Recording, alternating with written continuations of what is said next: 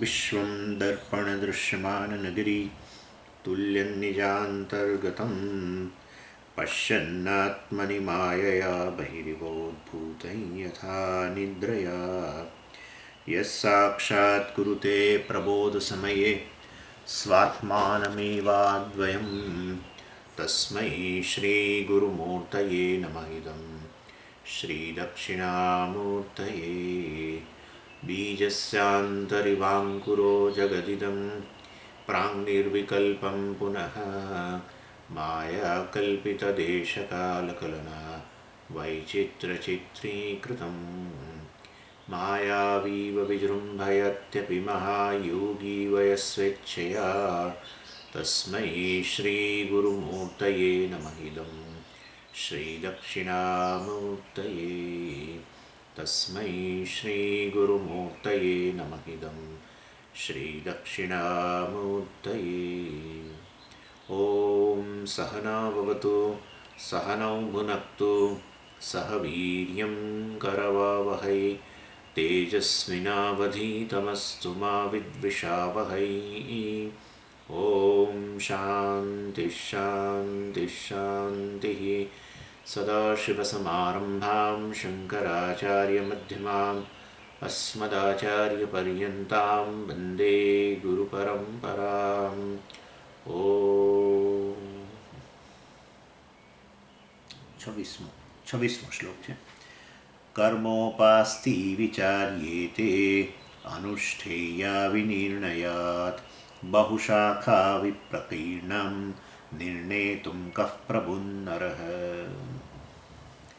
વિદ્યારણ્ય અહમ બ્રહ્માસ્મિ ઉપાસના અને અહમ બ્રહ્માસ્મિ નિધિધ્યાસન એ વચ્ચેનો ભેદ જે છે આ ક્યાંય નથી. અહીંયા જ છે આ વસ્તુ. આપણે તો આવું ખબર જ નથી કે આવો ભેદ હોય. એનીવે એટલે આ બહુ સુંદર રીતે આ પ્રકરણમાં બતાવે છે. અહમ બ્રહ્માસ્મિ ઉપાસના એટલે નિર્ગુણ બ્રહ્મ ઉપાસના અને નિર્ગુણ બ્રહ્મ નિધિધ્યાસન જે છે એને વચ્ચેનો ભેદ અહીંયા સ્પષ્ટ કરે છે અને કહે છે કે આ અહમ બ્રહ્માસ્મિ ઉપાસના કરવા માટે નિર્ગુણ બ્રહ્મનું પરોક્ષ જ્ઞાન પૂરતું છે. પરોક્ષ જ્ઞાન કેવી રીતે જન્મ્યું છે? અવાંતર વાક્યોથી. શાસ્ત્રમાં બે પ્રકારના વાક્યો છે, અવાંતર વાક્ય, મહાવાક્ય. અવાંતર વાક્ય એટલે બ્રહ્મના સ્વરૂપનું પ્રતિપાદન કરે, પરંતુ બ્રહ્મ તું છું એવું ન કે, તું બ્રહ્મ છું એવું ન કે. જીવ બ્રહ્મનું ઐક્ય ન બતાવે તો અવાંતર વાક્ય, જીવ બ્રહ્મનું ઐક્ય હોય તો મહાવાક્ય. એટલે વિદ્યારણ્ય આ રીતે અહીંયા કહે છે કે આ અવાંતર વાક્યથી જન્મેલું જે પરોક્ષ જ્ઞાન છે એ એના દ્વારા અહમ બ્રહ્માસ્મિની ઉપાસના કરવી, હું બ્રહ્મ છું એ પ્રકારે એ ઉપાસના પ્રમાણમાં સરળ છે. જ્યારે અહમ બ્રહ્માસ્મિ નિધિધ્યાસન જે છે એ જે વાસ્તવમાં અહમ બ્રહ્માસ્મિનું અપરોક્ષ જ્ઞાન જે છે, અપરોક્ષ જ્ઞાન જે જન્મ્યું છે મહાવાક્ય દ્વારા, એ જ એક તો જન્મવું અઘરું છે. કારણ કે મહાવાક્યનું વિશ્લેષણ કરો ત્યારે અનેક પ્રતિબંધો તમારી સામે હોય, એને કારણે મહાવાક્ય દ્વારા જીવ બ્રહ્મનું ઐક્ય ન સમજાય. માટે અપરોક્ષ જ્ઞાન જન્મવું અઘરું છે. અને વળી પાછું દેહાત્મ બુદ્ધિ તો બહુ સરળતાથી હું દેહ છું આવી જ જાય છે. અને માટે નિધિધ્યાસન અપરોક્ષ જ્ઞાન જન્મ્યા પછી નિધિધ્યાસન અઘરું છે. એટલે કહેવાનો આશય એટલો છે કે અહમ બ્રહ્માસ્મિ ઉપાસના કે એ જે છે એનું અનુષ્ઠાન પ્રમાણમાં સરળ છે, જ્યારે અહમ બ્રહ્માસ્મિ નિધિધ્યાસન કરવું પ્રમાણમાં અઘરું છે. અને એ અહીંયા આ બતાવી રહ્યા છે. અને આવા સમજાવવા માટે એમણે દ્રષ્ટાંત આપ્યું, પણ આ દ્રષ્ટાંત દાષ્ટાંત કરતાં વધારે અઘરું છે. કારણ કે આ દ્રષ્ટાંત એ કર્મકાંડમાંથી આપે છે, અને કર્મકાંડ આપણા જ્ઞાનકાંડ કરતાં માથા કૂટ્યો છે, માગદનું દહીં કરી નાખ્યું છે. એટલે એ જે દ્રષ્ટાંત આપી રહ્યા છે એ જ એક તો દ્રષ્ટાંત સમજવું જ અઘરું છે, દાષ્ટાંત એના કરતાં વધારે સરળ છે. પણ એની એટલે વેદના પૂર્વ વિભાગમાંથી એક દ્રષ્ટાંત આપે છે અને બતાવે છે કે વેદની અંદર એટલે પૂર્વ વિભાગમાં અનેક યજ્ઞ અને ઉપાસનાઓનું વર્ણન છે. અને એ તમારે ઉપાસના કરવી હોય તો તમારી પાસે એક મેથડ જોઈએ, કઈ રીતે ઉપાસના કરવી, તબક્કા, સ્ટેપ્સ જોઈએ. અથવા યજ્ઞ કરવો હોય તો તબક્કા જોઈએ, આટલા સ્ટેપ્સ છે. જેમ રીતે આપણે પૂજા કરીએ તો 16 ઉપચાર હોય છે ને, પહેલાં આ કરો ધ્યાનમ છે, ને પછી આ, ને પછી પ્રાણ પ્રતિષ્ઠા ને વગેરે વગેરે. તો એ પ્રોસિજર વેદમાં અગ્નિહોત્ર કર્મ દાખલા તરીકે રહેલું છે. હવે અગ્નિહોત્ર કર્મના કેટલા સ્ટેપ્સ છે તમને વેદમાં ન મળે. વેદમાં તો એ બધું છૂટું છૂટું છૂટું જુદી જુદી એક જ વેદની જુદી જુદી શાખાઓમાં બધું પથરાયેલું છે. એટલે તમારે જે તે યાદ માટેની નોહાવ જેને આપણે કહીએ એ સ્ટેપ્સ બધા પ્રોસિજર, એ પ્રોસિજર વેદમાંથી ક્યારેય ન મળે. અને માટે તો પછી કેવી અમારે શોધવું તો શું કરવાનું? એ બધા વેદનું વિશ્લેષણ કરી નક્કી કરવું પડે કે આ તબક્કો આ છે, પછી આ રહેલું છે, પછી આ રહેલું છે, પાછા આ દેવતાનું આવાહન કેવી રીતે કરવું એ ક્યાંક જુદી રીતે કરવું હોય ને, અને વિરોધ પણ ક્યાંક જોવા મળે. એટલે આ બધું નક્કી કરવું અઘરું છે. જેમ આપણા છોકરાઓ પૂછે ને, આપણે પૂજા કરતા હોય ને તો પૂછે કેમ ચોખા ચડાવવાના, પેલું કેમ કરવાનું, અક્ષર કેમ. હવે એ આપણે તો કે ભાઈ આ છે મારી પાસે, આ પ્રોસિજર છે, હું તો આ રીતે કરું છું, એટલે આ સરળ છે પ્રમાણ. પણ આમ કેમ કરવું એના માટે પછી તો બધું તમારે બધું ખણખોદ કરવી પડે. એટલે કહેવાનો આશય કે વેદના પૂર્વ વિભાગમાં અનેક યજ્ઞ અને ઉપાસનાઓ છે, કર્મ અને ઉપાસનાઓની વાત છે, પરંતુ એની એ પ્રોસિજર નક્કી કરવી આપણા માટે બહુ જ અઘરી હોય છે. અને એ ડિટેલ્સ બધી, એટલે પછી કેવી રીતે કરવાનું? તો કે વાસ્તવમાં એ તો જૈમિની ઋષિએ કરેલું છે.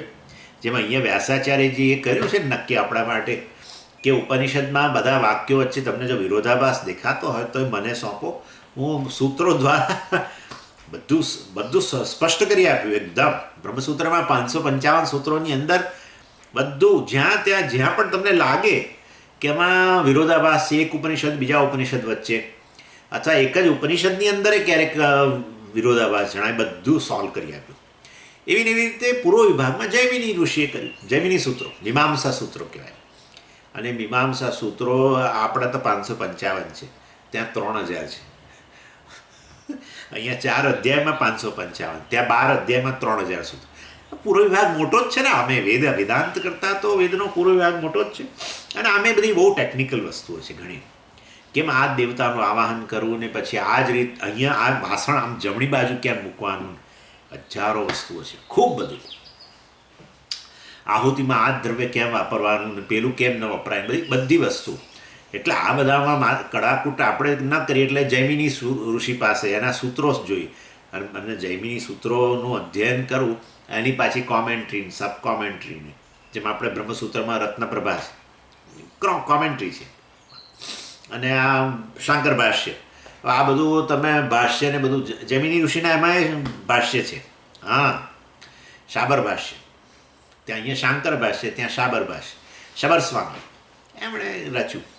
એટલે આ બધું અભ્યાસ કરતાં પછી નક્કી કરતા કે આ એક અગ્નિહોત્ર કર્મ કરવા માટે આટલા તબક્કા, 5 કે 10 કે 15 કે 20 તબક્કા છે, એ નક્કી કરવા માટે ત્યાં અંદર જાઓ તમે ને તો એમાં એ જંગલમાં અટવાઈ જવા જેવું છે. અર્થાત કહેવાનો આશય, કર્મ ઉપાસના વિશે વિચાર જ્યારે શરૂ કરો, એનું એનાલિસિસ શરૂ કરો અને નક્કી કરવું હોય કે આ કર્મ માટે આટલા તબક્કા છે, તો બહુ મુશ્કેલ છે. એને બદલે તમને કહી દે કે આટલું કરજો. અગ્નિહોત્ર કર્મ કરવામાં આટલા તબક્કા છે. આપણા બધા પુરોહિતો પાસે જે હોય છે ને, બુક લઈને આવતા હોય છે, પણ પ્રિસ્ટ આપણા એ બધા કલ્પગ્રંથ કહેવાય. એ કલ્પ ગ્રંથોમાં બધું નક્કી કરવામાં આવ્યું છે. કલ્પસૂત્રો છે, 6 પ્રકારના કલ્પસૂત્રો છે. જૈમિની, આપસ્તંભ, બોધાયન, વૈખાનસ, આ બધા આમ કરીને 6 સૂત્રો છે. આ બધા વેદના અંગ કહેવાય, એસેસરીઝ ટુ ધ વેદા. શિક્ષા, કલ્પ, વ્યાકરણ, જ્યોતિષ, છંદસ અને નિરુક્ત, આ 6 અંગ છે. વેદાંગ 6 છે. ઉપવેદ પણ આવી રીતે 4 ઉપવેદ છે, 6 વેદાંગ છે. આયુર્વેદ ઉપવેદ છે, અર્થશાસ્ત્ર ઉપવેદ છે, ધનુર્વેદ છે, વગેરે વગેરે. એટલે આ બધા ઉપવેદ પણ છે. અને એવી રીતે વેદને સમજવા માટેની એસેસરીઝ જે છે, ડિસિપ્લિન્સ, આપણે જેને કહીએ કે પેલી સબઓર્ડિનેટ ડિસિપ્લિન્સ, એ બધા આ છે. શિક્ષા એટલે ઉચ્ચારણ શાસ્ત્ર, વેદમાં રહેલા મંત્રોનું ઉચ્ચારણ કેવી રીતે કરવું. કલ્પ એટલે આ પ્રોસિજર, કર્મની બધી પ્રોસિજર. એટલે આ આપણા જે હોય છે ને, બધા પ્રિસ્ટ પાસે પુસ્તક લઈને આવતા હોય છે, યજ્ઞ કરાવો ને એટલે એક લઈને આવે, એ બીજું કશું નથી, એ કલ્પગ્રંથ કહેવાય. નો હાવ સીધી. જેમ આપણે પ્રબોધભાઈને તો ખબર હશે કે આવી રીતે ફાર્માસ્યુટિકલમાં આવું હોય કે તમારે આ બળ ડ્રગ બનાવી છે તો આટલા સ્ટેપ્સ છે, પહેલાં આમ કરો, આટલા કેમિકલ ઉમેરો, પછી આ કરો, પછી આ કરો. પણ હવે ડિટેલ જાણવી હોય તમારે, અને આમાં આ જ કેમિકલ કેમ ઉમેરવાનું, પેલું કેમ નહીં, તો પછી મૂળ કેમિસ્ટ્રીમાં જવું પડે બધું. અને એમાં મિકેનિઝમને બધું ભણવા જાઓ ત્યારે બાપરે, એમને તો અનુભવ હશે, મને અનુભવ છે થોડો. એટલે આ રીતે વેદની અંદર પણ આ બધું નક્કી કરવા માટે 6 લિંગ છે. શ્રુતિ, લિંગ, વાક્ય, તાત્પર્ય, શ્રુતિ, લિંગ, વાક્ય, પ્રકરણ, સ્થાન અને સમાખ્યા. જેમ આપણે અહીંયા આપણે જે છે ને ઉપક્રમ, ઉપસંહાર, અર્થવાદ વગેરે વગેરે, એવી રીતે પૂર્વમીમાંસામાં પણ આવા ષડલિંગ છે. અને એના દ્વારા આ બધી પ્રોસિજર ડિટેલ ખબર પડે. વેદની અંદર આ 6 લિંગનો ઉપયોગ કરી અને પછી તમારે નક્કી કરવું પડે.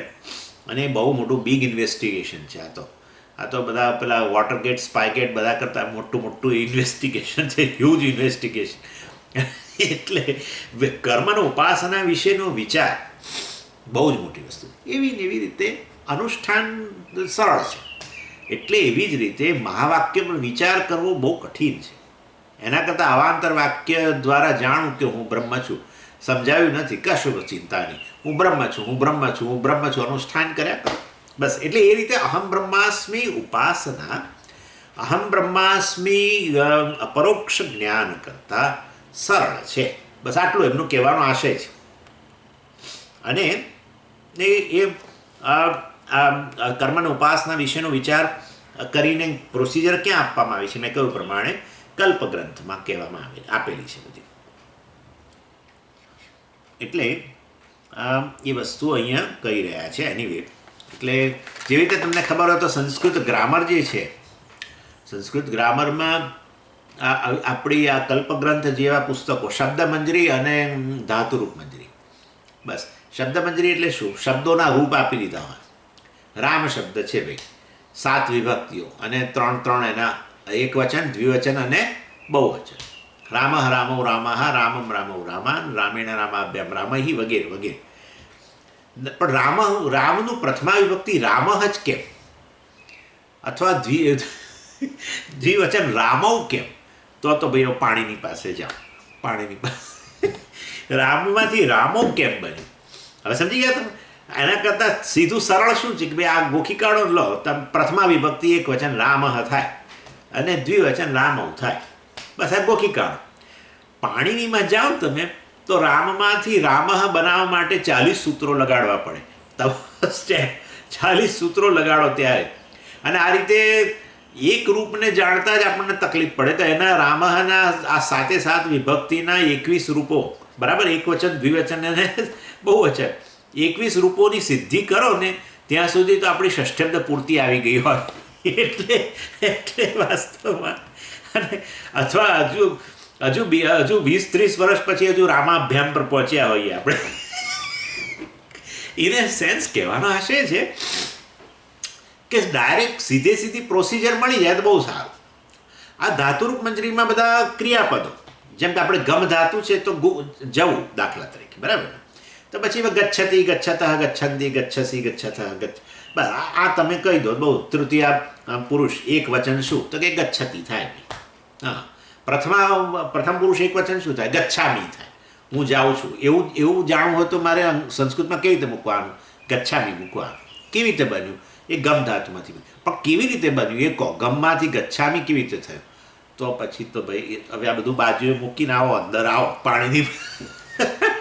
એટલે કહેવાનો આશય, જ્યારે કોઈ વસ્તુ પર વિચાર કરવા જઈએ છે, શબ્દોનો વિચાર કરીએ, ધાતુમાંથી શબ્દ કેવી રીતે બને એનો વિચાર કરવા જતાં પછી એ લાંબુ છે, ઘણું ચિંતનના.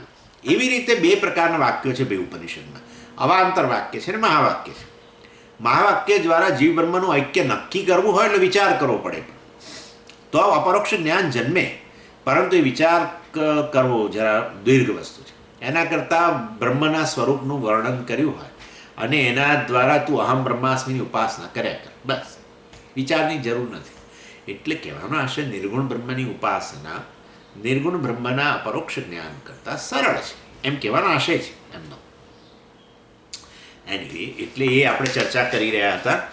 અને એમાં આપણે 26મા શ્લોકની અંદર જોયું, કર્મોપાસથી વિચારીએ તે અનુષ્ઠે અવિનિર્ણયાત. કર્મ ઉપાસથી એટલે કર્મને ઉપાસના, વિચારીએ તે એનું એનાલિસિસ. કોઈ પણ કર્મ, યજ્ઞ કર્મ કેવી રીતે કરવું, કર્મનો વિચાર એટલે વિચારનો અહીંયા આપણો એનાલિસિસ છે. અને જેવી રીતે મહાવાક્યનું વિશ્લેષણ કરીએ, તત્પદ, ત્વમ, પદે બધું પછી ગોઠવીએ, એ બધો વિચાર કહેવાય, વિશ્લેષણ.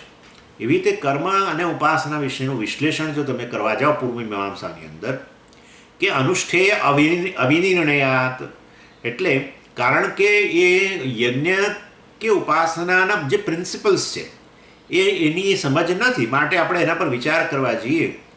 બહુશાખા વિપ્રકીર્ણમ, બહુશાખા વિપ્રકીર્ણમ એટલે ફેલાયેલું. એટલે આ ઉપાસના અને કર્મ અને ઉપાસનાના જે અનેક તબક્કા હોય, જે તે વિશેષ કર્મના કે જે તે વિશેષ ઉપાસનાના અનેક તબક્કાઓનું અનેક શાખાઓમાં વર્ણન કરવામાં આવેલું હોય. એક તબક્કો અહીંયા, બીજો તબક્કો ત્યાં, ત્રીજો તબક્કો ત્યાં, અને એ બધાનું વિશ્લેષણ કરીને બધું ભેગું કરીને નોહાવ તૈયાર કરતાં કરતાં દમ નીકળી જાય, એમ કહેવાનો આશય છે. અને ક્યાં જવું પડે પણ વેદમાં, તો કે આ બધા આપસ્તંભ સૂત્ર ને બોધાયન સૂત્ર ને બધું મેં કહ્યું ને, એ બધા આ બધી અનેક પ્રકારની અનેક જગ્યાએ બધી વસ્તુઓનો વિસ્તાર કરવામાં આવેલો છે. બહુશાખા વિપ્રકીર્ણમ એટલે સ્પ્રેડ ઓવર, વિપ્રકીર્ણમ એટલે આમ વિખરાયેલું. બહુશાખા વેદની અનેક શાખાઓની અંદર આ બધું ફેલાયેલું છે, કર્મ અને ઉપાસનાનું વિગતવાર વર્ણન. અને કહ નરહ નિર્ણયતુમ પ્રભુ, આ કયો મનુષ્ય છે આ બધું કરવા માટે સક્ષમ બને, અને માટે તો પછી શું કરવાનું, એક પેલું નોહાવાળી બુક લઈ લો, એમાં કયું હોય અગ્નિહોત્ર કર્મ એટલે આટલા તબક્કા, બસ. એ સરળ છે એમ કહેવાનો આશય છે. એટલે બહુશાખા વિપ્રકીર્ણમ કહ નરહ પ્રભુ, પ્રભુ એટલે સમર્થ છે. કહ નરહ કયો મનુષ્ય, નિર્ણય તું જે તે ઉપાસના કે કર્મ વિશે, યજ્ઞ કર્મ વિશે બધા તબક્કા જાતે નિર્ણય કરવો બહુ જ અઘરો છે. અથવા વેદનો સહારો લઈને, પરંતુ આ બધું વિશ્લેષણ કરીને છેવટે એના 16 તબક્કા છે, 16 સ્ટેપ્સ છે, એ નક્કી કરવા જેમ અઘરા હોય કે 15 તબક્કા, જેટલું જે પણ હોય સંપૂર્ણ એનું એ અઘરું છે. અને માટે આ કહેવાનો આશય વિચાર જે છે હંમેશા વિશ્લેષણ અઘરું હોય છે. એને બદલે સીધું કહી દે કે આટલા તબક્કા છે, અનુષ્ઠાન કરો આ ઉપાસનાના કે આ એક કર્મના. એવી જ રીતે નિર્ગુણ બ્રહ્મની ઉપાસના જે છે સરળ છે. નિર્ગુણ બ્રહ્મનો સ્વરૂપનો કે જીવ સાથેનાનો ઐક્ય છે, એ મહાવાક્યનો વિચાર કરવો અઘરો છે, એમ કહેવાનો આશય છે. એટલે નિર્ગુણ બ્રહ્મનું પરોક્ષ જ્ઞાન નિર્ગુણ બ્રહ્મની ઉપાસના કરતાં અઘરું છે. અને માટે અહમ બ્રહ્મા અવાંતર વાક્યથી પરોક્ષ જ્ઞાન જન્મે, બસ, અને પછી અનુષ્ઠાન કર્યા કરો, એમ કહેવાનો આશય છે. ચાલો 27મા શ્લોકની અંદર કહે છે, નિર્ણિતોર્થ કલ્પસૂત્રૈઃ ગ્રથિતસ્તાવતાસ્તિકઃ વિચારમંતરેણાપી શક્તોનુષ્ઠાતુ મંજસા. નિર્ણિતઃ અર્થઃ કલ્પસૂત્રૈઃ નિર્ણિતઃ અર્થઃ. મેં કહ્યું ને આ કલ્પસૂત્રો છે, એમાં 6 આ બધા જૈમિની, આપસ્તંભ વગેરે, વૈખાનસ, બોધાયન, કાત્યાયન, આ બધા આમ મળીને 6 સૂત્રો છે. એટલે 6 સૂત્રો, મતલબ એ સૂત્રોનો એ કલ્પ ગ્રંથની અંદર 6 પ્રકારના સૂત્રો બતાવે છે, જેમાં તમને પ્રોસિજર જ આપી દીધી છે સીધી એમ. એટલે એ કલ્પસૂત્ર નિર્ણિત અર્થ, જે નિર્ણિત એટલે છેવટે જે અર્થ નક્કી કરવામાં આવ્યો છે જે તે કર્મની ઉપાસના માટેનો, કોઈ લોજિક નહીં એમ. Step 1, step 2, step 3. તમારે લોજિક જાણવું હોય કે આના પછી આમ કેમ, તો પછી જાઓ, તો પછી વેદની અંદર જાઓ ભાઈ, પણ નહીં તો સરળ છે. ગ્રથિત, કમ્પાઇલ્ડ અને પ્રોવાઇડેડ એમ. કલ્પસૂત્ર નિર્ણિત અર્થ ગ્રથિત, એ ગ્રંથના રૂપમાં તમને આપી દેવામાં આવ્યો છે. તાવતા, બસ એટલું એ ફાઇનલ પ્રોસિજર જે છે એટલું શીખવા માત્રથી આસ્તિક અનુષ્ઠાતુમ શક્ત. આસ્તિક વ્યક્તિ છે જેને કર્મ કરવું છે, યજ્ઞ કર્મ કરવું છે, અથવા અનુષ્ઠાન ઉપાસના કરવી છે, એ વાસ્તવમાં એને માટે સરળ છે. એ બિલીવર જે હોય એને કારણ કે આસ્તિક એટલે જેને વેદમાં શ્રદ્ધા છે. આસ્તિકનો અર્થ ઈશ્વરમાં શ્રદ્ધા એવું નહીં, આસ્તિકનો અર્થ વેદમાં શ્રદ્ધા. વેદ પ્રમાણમ અસ્તિ ઇતિ વદતિ સહ આસ્તિક, વેદ પ્રમાણમ નાસ્તિ ઇતિ વદતિ સહ નાસ્તિક. એટલે બસ એટલો આસ્તિક વ્યક્તિ જે છે જેને વેદમાં શ્રદ્ધા છે ને જેને કર્મ વગેરે કરવું છે કે ઉપાસના કરવી છે, એના માટે તાવતા એટલે આટલું પૂરતું છે. ફાઇનલ પ્રોસિજર જે છે એટલું જાણી લે તો પૂરતું છે. વિચારમ અંતરેણાપી એટલે હી ડીડ નોટ વેસ્ટ, એની બુદ્ધિ શક્તિને વ્યય કરવાની જરૂર નથી, વિચાર કરવાની આવશ્યકતા નથી. અંતરેણે એટલે વિના, વિધાઉટ, વિચારેણ અંતરેણ.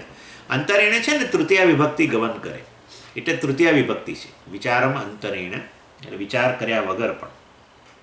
શક્ત એના માટે અનુષ્ઠાતું શક્ત અર્થાત એના માટે એનું પરફોર્મન્સ એનું અનુષ્ઠાન કરવું શક્ય છે. કેમ? કેવી એટલે કે પછી કહે છે કે કેવી રીતે? અંજસા એટલે સ્ટ્રેટ અવે, કારણ કે એને સીધી ફાઇનલ પ્રોસિજર જ મળી ગઈ છે ને, 1 2 3 4 5 સ્ટેપ્સ બધા. એટલે અંજસા એટલે આ રીતે એના માટે સરળતાથી એનું અનુષ્ઠાન કરવું શક્ય બને છે. આસ્તિક એટલે અને છે ને એનું ગોઠવવું હોય વાક્ય તો આ રીતે આસ્તિક વિચારમ અંતરેણ અંજસા અનુષ્ઠાતું શક્ત એ પ્રકારે કહી શકાય. અને આ રીતે કર્મની વાત કરીએ. ઉપાસનામાં સંદર્ભમાં પણ એ જ રીતે છે, પણ ઉપાસના માટે પણ આ રીતે સરળ છે.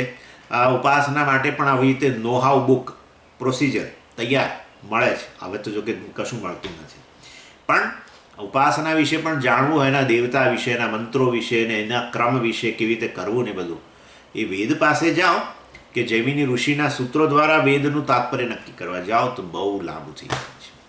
એને બદલે આવો કોઈ ગ્રંથ મળી જાય જેમાં કહ્યું હોય કે આ રીતે કરો તો એ વધારે સરળ પડે, એમ કહેવાનો આશય છે. એટલે એ 28મા શ્લોકમાં કહે છે, ઉપાસ્તીનામ અનુષ્ઠાનમ આર્ષગ્રંથેષુ વર્ણિતમ વિચારાક્ષમમર્ત્યાશ્ચ તચ્છ્રુત્વોપાસતે ગુરોહો.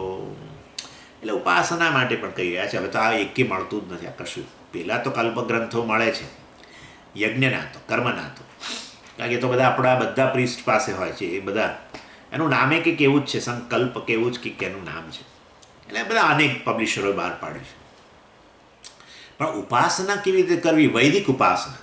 બધા લોકો, આપણા લોકોનો આ પ્રશ્ન હોય છે, વૈદિક ઉપાસના કેવી રીતે કરવી? હવે ભાઈ છોડો ને, ભાઈ પેલી સંહિતા, તૈત્રીયની અંદર સંહિતા ઉપાસના છે. સંહિતા ઉપાસના એટલે સંધિ અ પ્લસ આ થાય ને, અ વત્તા આ થાય. તો હવે એ પેલા પૂર્વ શબ્દનોમાં રહેલો, અંતમાં રહેલો અને પછીના શબ્દમાં શરૂમાં રહેલો બસ એના પર ઉપાસના કરે. ભાઈ આ કઈ રીતે કરવી આવી ઉપાસના? એટલે સંહિતોપાસના અને પાંત બ્રહ્મ ઉપાસના ને પછી પેલી વ્યાહૃતિ ઉપાસના ને ભૂહુ ભુવઃ અને સુવઃ એ વ્યાહૃતિઓની ઉપાસના. ભૂહુ પર તમે આનો પૃથ્વીલોકનો અધ્યારોપ કરો ને ભુવઃ પર આનો અધ્યારોપ કરો ઉપાસનામાં. આ કઈ રીતે કરવું પણ કશું હવે અવેલેબલ નથી. આ વૈદિક ઉપાસનાઓ કરવી કઈ રીતે એની પ્રોસિજર આપણી પાસે નથી. એનીવે પણ એની પ્રોસિજર વિદ્યારણ્ય સ્વામી કહે છે કે આમાં આર્ષ ગ્રંથેશું. આર્ષ ગ્રંથ એટલે ઋષિ સંબંધી આર્ષ કહેવાય. જે વસ્તુ ઋષિઓ સંબંધી છે, ઋષિ સંબંધી જ્ઞાન આર્ષ જ્ઞાન કહેવાય. આર્ષ વિદ્યા આપણે બહુ તમે સાંભળ્યું હશે. આર્ષ વિદ્યા એટલે વિદ્યા જે ઋષિઓથી સંબંધિત છે, ઋષિઓ દ્વારા જેનું દર્શન થયેલું છે, એ બધા જે મંત્રોનું દર્શન ઋષિઓએ કર્યું અને એ બધી વિદ્યા આર્ષ વિદ્યા કહેવાય. એટલે આર્ષ ગ્રંથેષુ ઉપાસ્તીનામ અનુષ્ઠાનમ વર્ણિતમ. ઉપાસ્તીનામ અનુષ્ઠાન, ઉપાસનાઓનું અનુષ્ઠાન કેવી રીતે કરવું, આર્ષ ગ્રંથેષુ વર્ણિતમ. એ આર્ષ ગ્રંથોમાં કહેવામાં આવ્યું છે. આ આર્ષ ગ્રંથ એકે અત્યારે મળતો નથી, બધું ક્યાં જતું રહ્યું. એ જમાનામાં હશે કે કેમ, વિદ્યારણ્યના જમાનામાં એ શંકા છે. જો કે પણ એ કહી રહ્યા છે કે આવું આર્ષ ગ્રંથોની અંદર હોય છે. જેવી રીતે યજ્ઞ વગેરેનું કલ્પ ગ્રંથોમાં હોય છે, એવી રીતે આ ઉપાસનાઓનું આર્ષ ગ્રંથમાં હોય છે વર્ણન. અને એ રીતે ગુરોહો તત્શુત્વા ઉપાસતે, એ જે અનુષ્ઠાન વગેરે છે એ ગુરોહો તત્શુત્વા એટલે ગુરુ પાસેથી એકવાર શીખી લઈને એ ઉપાસના, વૈદિક ઉપાસના વિશે કેવી રીતે કરવી એનું જ્ઞાન પ્રાપ્ત કરીને વાસ્તવમાં વિચાર અક્ષમ મર્ત્યાશ તત્શુત્વા ગુરોહો તત્શુત્વા ઉપાસતે. એટલે ગુરુ પાસેથી આ રીતે જાણી લઈને, એકવાર સમજી લઈને, શીખી લઈને જે અનુષ્ઠાનો આર્ષ ગ્રંથોમાં કહેવામાં આવ્યું છે ઉપાસનાઓનું, વૈદિક ઉપાસનાઓનું, એ તમે કરી શકો છો. કોણ કરે પણ આવું? વિચાર અક્ષમ મર્ત્યાશ્ચ. મનુષ્યો વિચાર અક્ષમ, વિચાર કરવાની ક્ષમતા નહીં ધરાવનારા. ઉપાસના કેવી રીતે કરવી એના બધા તબક્કાઓ વેદ પાસે જઈને કે જૈમિની સૂત્રો પાસેથી જઈને અને આ બધું સમજીને જાતે નક્કી કરીને તબક્કાઓ કરવું અઘરું છે. કેવા લોકો માટે? વિચાર અક્ષમ, જે એનાલિસિસ કરવા માટે અક્ષમ લોકો છે એ લોકો સીધું આર્ષ ગ્રંથમાં જાય, જેમાં તૈયાર નો હાવ મળેલી હોય, સ્ટેપ્સ હોય, એને ગુરુ પાસેથી એનું શ્રવણ કરીને એ કરી શકે. અને એટલે અમારો કહેવાનો તમને આશય છે, જ્યાં જ્યાં વિચાર આવ્યો, એનાલિસિસ આવ્યું, ત્યાં અઘરું હોય છે. અને માટે મહાવાક્ય વિચાર દ્વારા અપરોક્ષ જ્ઞાન જન્મવું અઘરું છે. પછી પાછું નિધિધ્યાસને કરવું અઘરું છે. એના કરતાં વાસ્તવમાં આવા અવાંતર વાક્યો છે જેમાં બ્રહ્મનું કે આત્માનું સ્વરૂપનું વર્ણન થયું હોય, ખાલી ઐક્ય ન બતાવ્યું હોય, એની પાસેથી એ જાણી લઈને પછી હું બ્રહ્મ છું એ પ્રકારે કર્યા કરો. તે ઉપાસના પ્રમાણમાં સરળ છે, વિચારની આવશ્યકતા નથી. મહાવાક્ય એનો કહેવાનો આશય એટલો જ છે, મહાવાક્ય વિચાર કરવાની ક્ષમતા નહીં ધરાવતા લોકોએ આ અહમ બ્રહ્માસ્મી ઉપાસના કરવી, નિર્ગુણ બ્રહ્મની ઉપાસના કરવી સરળ છે, એમ કહેવાનો એમનો આશય છે. એટલે આ રીતે અહીંયા આ વસ્તુ બતાવવામાં આવી. અને ઉપાસતે જે છે એ બહુવચન છે બાય ધ વે. એટલે અહીંયા મર્ત્યાહ એટલે મનુષ્યો, રામઃ રામા એટલે બહુવચન છે.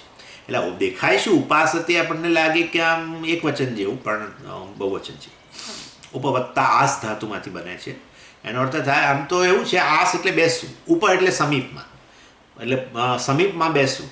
એટલે ઉપાસનામાં કોની સમીપમાં બેસવાનું? પોતાની સમીપમાં કે ઈશ્વરના સમીપમાં બેસવું, એનું નામ ઉપાસના છે. એવી રીતે ઉપવાસ શબ્દ પણ છે. ઉપવાસ પણ એના માટે જ છે. ઉપવાસ એટલે ઉપર એટલે સમીપે, વાસઃ રહેવું, આવાસઃ વાસઃ, આપણે જાણો છો ને વાસ શબ્દ એટલે આ પેલા વણકરવાસમાં રહે છે, એમ કે પેલા આપણે ગુજરાતમાં વણકરવાસમાં રહે છે, પેલા અહીં આ વાસમાં બ્રાહ્મણવાસમાં, એટલે એ એરિયા, એ પ્લેસ. એટલે ઉપવાસ એટલે પણ એવું જ છે, એ સમીપમાં રહેવું. એટલે આ બધું એક દિવસ માટે આ બધી કડાકૂટમાંથી, ખાવા પીવાની કડાકૂટમાંથી છૂટીને જે તે હોય ફ્રૂટ વગેરે ખાઈને તમે તમારી સાથે રહો અથવા ઈશ્વરની સમીપમાં રહો. ઉપવાસ ઉપાસના બધાનો એક જ અર્થ છે. આ રીતે ચાલો 29મો શ્લોક. વેદવાક્યાની નિર્ણેતુમ ઇચ્છન મીમાંસતામ જનઃ આપ્તોપદેશ માત્રેણ હ્યનુષ્ઠાનં તુ સંભવેત. બસ હવે આ જે ડિસ્કશન જે છે, આપણે મેં કહ્યું હતું કે આ 12મા શ્લોકથી શરૂ કરીને 13મા શ્લોકથી 29મા શ્લોકમાં એક ટોપિકની ચર્ચા થઈ રહી છે. કયો ટોપિક? તો કે ભાઈ નિર્ગુણ બ્રહ્મની ઉપાસના કયા સંજોગોમાં, નિર્ગુણ બ્રહ્મની ઉપાસના માટે કોન્ટેક્સ્ટ શું છે, સંદર્ભ શું છે, કયા સંજોગોમાં નિર્ગુણ બ્રહ્મની ઉપાસના કરવી જોઈએ, અને એ કરનાર વ્યક્તિ ઉપાસક જે છે કોણ છે, એની ચર્ચા થઈ. આને 29મા શ્લોકમાં હવે એને કન્ક્લુઝન કરે છે. ઈચ્છન જન એટલે જે લોકો વાસ્તવમાં સર્વ પ્રકારના પ્રતિબંધો વગેરેમાંથી મુક્ત છે. વેદવાક્યાની નિર્ણેતુમ ઈચ્છત. વેદવાક્યાની નિર્ણેતુમ, વેદવાક્યોનો નિર્ણય કરવાની ઈચ્છાવાળા, એટલે કે મહાવાક્યોનું નિર્ણય કરવો એટલે મહાવાક્યનું વિશ્લેષણ કરવું પડે તો નિર્ણય થાય. એટલે મહાવાક્યનો નિર્ણય કરવાની ઈચ્છાવાળા, અર્થાત એ વિચાર કરવાની ક્ષમતાવાળા, મહાવાક્યનું વિશ્લેષણ કરવા, આ જીવ બ્રહ્મ કઈ રીતે છે એ વસ્તુના ચિંતન કરવાની ક્ષમતાવાળા. જન ઈચ્છન જન, જે આવો વ્યક્તિ જે છે એ મીમાંસતામ એટલે કરો, એને કરવા દો, એ પ્રકારનો વિચાર એને કરવા દો. મન ધાતુમાંથી બન્યું છે. મન ધાતુ એટલે જેના પરથી આપણું મન શબ્દ પણ બન્યો છે. મેં કહ્યું હતું મન અને બુદ્ધિ વિશે, અહીંયા જ મેં વાત કરી હતી, મને લાગે છે. મન અને બુદ્ધિ શબ્દ જે છે ને એ વાસ્તવમાં બંને એનો કાર્યનો જ નિર્દેશ કરે છે. મનુતે અનેન ઇતિ મનઃ, બુદ્ધ્યતે અનેન ઇતિ બુદ્ધિ, બુદ્ધ્યતે અનયા ઇતિ બુદ્ધિ, અનેન બુદ્ધિ શબ્દ પાછો પુલ્લિંગ છે ભાઈ. એટલે બુદ્ધ્યતે અનેન ઇતિ બુદ્ધિ અથવા મનુતે અનેન ઇતિ મનઃ, અર્થાત જેના દ્વારા તમે વિચાર કરી શકો. મન ધાતુનો અર્થ છે વિચાર કરો, બુદ્ધ ધાતુનો અર્થ છે જાણો. બોધ શબ્દ તત્વબોધ, આત્મબોધ, એટલે જેના દ્વારા તમે જાણો છો એવું સાધન મન અથવા તો બુદ્ધિ, જ્ઞાન પ્રાપ્તિનું સાધન.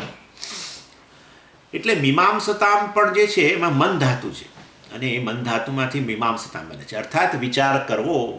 મીમાંસતામ, let them do the analysis. કોણ પણ? લેટ ધેમ એટલે કયા લોકો? ભાઈ જે ઈચ્છન જન, જેમને ઈચ્છા છે, શેની ઈચ્છા છે? વેદવાક્યાની નિર્ણય તો મહાવાક્ય, વેદવાક્ય એટલે મહાવાક્યનો નિર્ણય કરવાની એ જેની ઈચ્છા છે અને એ પ્રકારનું એનાલિસિસ કરવાની ક્ષમતા ધરાવે છે, જેમને કોઈ પ્રકારનો અવરોધ નથી, દ્રષ્ટ કે અદ્રષ્ટ પ્રતિબંધ રહ્યો નથી, અને માટે મહાવાક્યનો વિચાર કરી શકે છે. અપરોક્ષ જ્ઞાન જન્માવા માટે એવા લોકો ભલે કરતા મીમાંસતા, લેટ ધેમ થિંક ઓવર, કરવા દો, એમનો નિર્ણય કરવા દો. આપ્તોપદેશ માત્રેણ હિ અનુષ્ઠાનમ તુ સંભવેત. આપતોપદેશ, અહીંયા આપ્તનો ઉપદેશ અર્થાત અવાંતર વાક્યનો ઉપદેશ છે જે ગુરુ દ્વારા. આમ તો આપ્ત પુરુષ આપણે આ શબ્દ છે સંસ્કૃતમાં, આપ્ત પુરુષ, તમે સાંભળ્યો હશે. આપ્ત પુરુષ એટલે ગુરુ, જેનો આપણે છે ને જેના વાક્યોને આપણે સીધું પ્રમાણ માનીએ, વેલિડ માનીએ, એને આપ્ત પુરુષ કહેવાય. એટલે સામાન્ય રીતે ગુરુ. એટલે આપતોપદેશ માત્રેના ગુરુએ જે અવાંતર વાક્યનો ઉપદેશ કર્યો છે એનાથી અનુષ્ઠાનમ તું સંભવે, એનાથી અનુષ્ઠાન જે કરવું જે છે એ સરળ છે, એનાથી સંભવી શકે છે. એટલે અનુષ્ઠાન જે છે એ તો વાસ્તવમાં કર્મ છે ને. અનુષ્ઠાન એટલે ઉપાસના, એ તો કર્મ છે, માનસ કર્મ છે, અને માટે એ જ્ઞાન કરતાં ભિન્ન છે. પેલી વ્યક્તિ છે એ તો વેદ વાક્યનો નિર્ણય કરે છે, મહાવાક્ય પર વિચાર કરીને નિર્ણય કરે છે, અર્થાત મહાવાક્ય દ્વારા જીવ બ્રહ્મના ઐક્યનું જ્ઞાન, અપરોક્ષ જ્ઞાન જન્માવા માટે પ્રયત્ન કરે છે. એ જુદું છે. જ્યારે આ આપતોપદેશ એટલે અવાંતર વાક્યનો ઉપદેશ કરનાર ગુરુ જે છે એની પાસેથી એનો ઉપદેશ પ્રાપ્ત કરીને, અવાંતર વાક્યનો ઉપદેશ કરીને અનુષ્ઠાન કરવું સંભવે, એના અમુક બીજા લોકો માટે સરળ છે. અર્થાત અહમ બ્રહ્માસ્મિ જે છે ઉપાસના કરવી એ પ્રમાણમાં સરળ છે. જરૂર કે હવે પાછા તબક્કા છે. હા ભાઈ, એ તો જેમ ગાયત્રી જપ કરો તમે તો પછી પેલા કરન્યાસ ને અંગન્યાસ ને પછી પેલું ધ્યાન શ્લોક હોય ને બધું. હા, એટલે ઉપાસનામાં એક વિધિ છે. તમે જોશો તો બધે જ હોય છે. આટલી વસ્તુ તો હોય જ એની અંદર. અંગન્યાસ હોય એટલે આપણા અંગમાંની અંદર દેવતાઓનું આવાહન હોય બધા જ. એમાં કરન્યાસ પણ હોય એટલે આપણા આ બંને કરની અંદર દેવતાઓનું આવાહન હોય. આ બધું કરવાનો આશય એવું છે, દેવો ભૂત્વા દેવમ યજેત, આવું વાક્ય છે. દેવ જેવા બનીને, દેવો ભૂત્વા, દેવ જેવા બનીને દેવનું યજન કરો એમ. એટલે તમે પહેલાં દેવ જેવા બનો ભાઈ. એટલે દેવ જેવા બનવો તો શું કરવાનું? આપણા જુદા જુદા અંગની અંદર દેવતાઓનું આવાહન કરો અને એવા શુદ્ધ થઈ અને પછી તમે કરો. એટલે ઇન્ક્લુડિંગ તમે જોજો આ બધું કેવું સુંદર. આપણે ત્યાં કોઈ પૂજા વગેરે હોય ને મોટી, તે બહેનો એકદમ બધું સાડી વ્યવસ્થિત, બધી નવી સાડી કાઢે ને બધું તૈયાર થાય એકદમ. એટલે જેવી રીતે તમે દેવતાને સ્નાન વગેરે કરાવશો ને પછી કેવા તૈયાર કરશો, એવી રીતે આપણા બહેનો પણ આવી રીતે પૂજામાં બેસવાનું હોય, યજ્ઞમાં બેસવાનું હોય તો બરાબર તૈયાર થાય, વેણી નાખે, બધું કરે પાછા બધું. પણ બહુ સુંદર વસ્તુ છે આ. એવી ને એવી રીતે. અને પાછું તિલક પણ કરવાનું. તમે જોજો, ભગવાનને તિલક કરો સ્નાન વગેરે કર્યા પછી, બધું પત્યા પછી. એ પહેલાં પણ અહીંયા આપણે પૂજા શરૂ કરતા પહેલાં જ આપણને કે લો તિલક, પેલા પુરોહિત કરાવે, તમને તિલક કરે બધા. એટલે દેવ જેવા બનો પહેલાં. અહીંયા દેવતાઓનું આવાહન કરીને એ દેવતા જાણે આવાહિત થયા છે માટે અહીંયા જ તિલક પહેલાં કરો. દેવો ભૂત્વા દેવમ યજેત, આ બહુ મોટું વાક્ય છે. અર્થાત પહેલાં દેવ જેવા બની જાઓ, બની ઠણી તૈયાર થાવ અને પછી પૂજા કરો. તો ભાઈ દેવ જેવા બનવાનું તો પહેલાં દેવતાને અમે તો નૈવેદ્ય ધરાવીએ છીએ. પહેલાં મારે નૈવેદ્ય મારી જાતને ધરાવી દેવા, એટલે બરાબર જમી કરીને પછી પૂજા કરવા.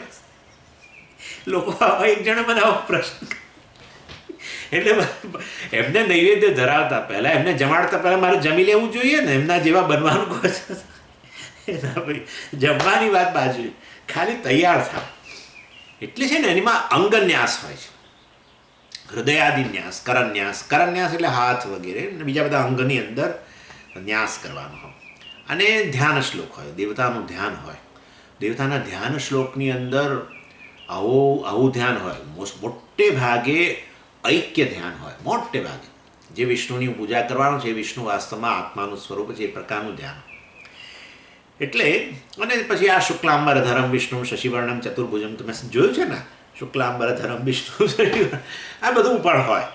એટલે આ રીતે સંકલ્પ, છેલ્લે સંકલ્પ, આ બધું કરી અને પછી જપ તમે કરો. પછી છેલ્લે એ ગાયત્રી દેવતા અર્થાત આદિત્ય વગેરેનો પાછો એમને એમના પોતપોતાના સ્થાને પાછા મોકલવાના. આપણે તો આવાહન કર્યું એમનું અને એમને જપ માટે બોલાયા, આપણી પાસે બોલાયા. આપણે તો ત્યાં ક્યાં જવાના દેવતા પાસે? એ દેવતાને કહ્યું તમે અહીંયા આવો અને મારે તમારું ધ્યાન કરવું છે, તમારો જપ કરવો છે. એટલે એમને આવાહન કર્યું. હવે તો કર્યું ખરું, બરાબર, બધું પતી ગયું. પછી શું કરવાનું? પછી એમને પોતાના સ્થાને મૂક્યા આવો. ઉપતિષ્ઠ, એને ઉપસ્થાનમ કહે છે. ઉપસ્થાનમ એટલે એમને એમના પોતાના સ્થાનમાં મોકલવા. એટલે આ રીતે વાસ્તવમાં ભલે ઉપાસના સરળ છે ખરી, પણ આ નિર્ગુણ બ્રહ્મની ઉપાસના વગેરે પણ એમાં એ છેવટે આ હંસ ગાયત્રી, એક હંસ ગાયત્રી છે પાછી. મોટે ભાગે એ હંસ ગાયત્રીનો ઉપદેશ આ સંન્યાસીઓને કરતા હોય છે, પણ એ ગાયત્રી છંદમાં છે. અને એમાં આ રીતે આ નિર્ગુણ બ્રહ્મની ઉપાસના માટે આ પ્રકારે હંસ ગાયત્રીનો આશ્રય લેતા હોય છે લોકો. ઇન શોર્ટ થોડાક તબક્કાઓ ખરા, પરંતુ પહેલાં કરતાં તો સરળ. આ મહાવાક્ય તો બેસતું જ નથી. હું બ્રહ્મ કેવી રીતે, સમગ્ર જગતનું કારણ હું કેવી રીતે હોઉં, વગેરે વગેરે વગેરે. એ પરિચ્છિન્ન, હું પરિચ્છિન્ન, એ આમને તેમને એ વિચાર કરવામાં જ એનું માથું ચડી જાય છે. તો ભાઈ આ કરો ને ત્યારે અહમ બ્રહ્માસ્મિની ઉપાસના કરો. થોડા ઘણા તબક્કા છે, આવી રીતે સંકલ્પ છે, આ છે, તે છે, કરન્યાસ છે વગેરે. એ સરળ છે. પણ એટલે એ રીતે એટલે બે વસ્તુ છે, ઉપાસના અને નિધિધ્યાસન. નિધિધ્યાસન એક પ્રકારનું ધ્યાન જ છે ને, આત્મધ્યાન. એ નિધિધ્યાસનમાં આવું બધું નથી, કરન્યાસ ને આ તે બધું. પદ્માસનની જરૂર નથી, પૂર્વ દિશામાં મુખ રાખવાની જરૂર નથી. પણ ઉપાસના કરતા હોય તો પદ્માસનમાં બેસવાનું, પૂર્વ દિશામાં મુખ કરવાનું, કરન્યાસ કરવાનો, અંગન્યાસ કરવાનો, સંકલ્પ કરવાનો, ધ્યાન શ્લોકનું બોલવાનો, મનમાં બોલવાનો, બધું કરવાનું. પછી અહમ બ્રહ્માસ્મિની ઉપાસના શરૂ થાય. નિધિધ્યાસન કરવું, આત્મધ્યાન કરવું હોય, સીધા પથારીથી બેસીને સ્નાન વગેરે કર્યા વગેરે ગમે તે દિશામાં મુખ હોય તો ચાલે, બધું ચાલે. એટલે ઉપાસના, અહમ બ્રહ્માસ્મિ ઉપાસના અને અહમ બ્રહ્માસ્મિ જે અપરોક્ષ જ્ઞાન જન્મ્યું છે એમાંથી આ દેહાત્મ ભાવના દૂર કરવા માટે જે નિધિધ્યાસન કરીએ, આત્મધ્યાન કરીએ, એમાં આટલો મોટો ભેદ છે. પહેલાંમાં કોઈ તબક્કાઓની જરૂર નહીં.